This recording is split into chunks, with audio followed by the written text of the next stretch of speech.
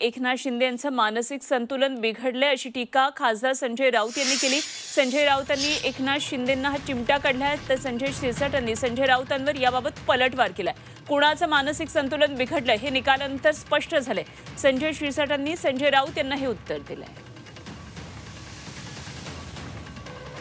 ते मनाने खचलेले आहेत, ते अस्वस्थ आहेत, त्यांचं मानसिक आणि शारीरिक स्वास्थ्य बिघडलेलं आहे। याला जबाबदार कोण? त्यांची प्रकृती बिघडली असेल तर ती का बिघडली आहे? त्यांना काही शब्द देऊन कोणी फिरवलाय का? असे अनेक गमतीशीर विषय सध्या चर्चेला आहेत। त्यांचा चेहरा पडलेला आहे, ते हसत नाहीत, त्यांच्या चेहऱ्यावरचं हास्य मावळलेलं आहे, त्यांच्या डोळ्यात चमक दिसत नाही।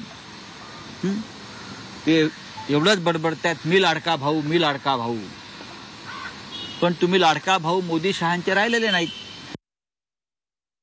मानसिक संतुलन कुणाचं बिघडलंय हे विधानसभेच्या निकालानंतर कळालेलं आहे। जे ऊर बडून सांगत होते की आमची सत्ता येणार 160 170, पूर्ण 60 सुद्धा गाठू शकले नाही।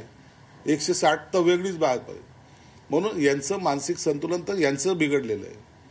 म्हणून तर यांचे जे काही इतर नेते आहेत ते त्याच्यावर एक शब्दही बोलत नाही। त्यांना त्यांची चूक कळालेली।